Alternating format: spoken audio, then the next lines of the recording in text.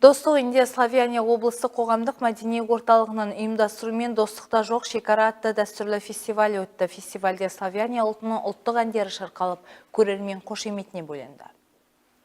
Қазақстан Республикасының тәуелсіздік күніне арналған мерекелік іс-шараға облыстық этно-мәдени бірлестіктердің басшылары мен белсенділері, қоғамдық келісім қызметкерлері, әскери қызметшілер, мектеп оқушылары мен олардың ата-аналары және қала тұрғындары қатысты. Іс-шарада қоғамдық келісім директоры Бақытжан Камалов құттықтау сөз сөйлеп, Славяния орталығына достық пен бірлікті сақтауға және нығайтуға қосқан үлесі үшін алғысын білдірді. Өздеріңізге белгілі Славяния этно-мәдени бірлестігінің ұйымдастыруымен жолда бізде осы достықта жоқ шекара фестивалі өтеді. Бұл күн баршамызға қуаныш сыйлайтыны анық.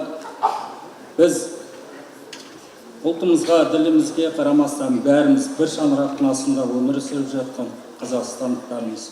Біздің отанымыз ортақ.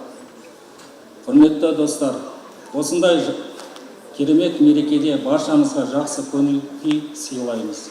Бүгінгі шараны ұйымдастырып жатқан Галина Сергеевна шексіз алғысымызды білдіреміз. Славян орталығымен тығыз жұмыс істейтін мектеп оқушылары мен студент жастар, вокалдық топтар, этно-мәдени бірлестіктердің шығармашылық ұжымдары, бірлік және бейбітшілік тақырыбындағы әлем халықтарының билері мен түрлі тілдегі әндер орындалды.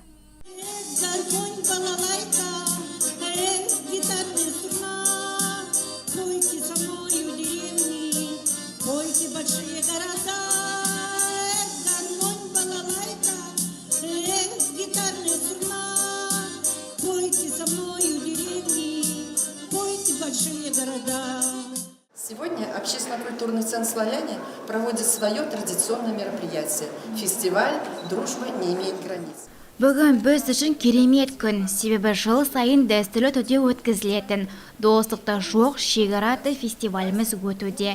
Фестиваліміз биыл 19-шы рет өткізілуде. Келесі жылы мерейтойымызда атап өтеміз. Біз көп ұлтты мемлекетте тұрамыз. Бұл шараға біз барлық белсенділерді шақырдық.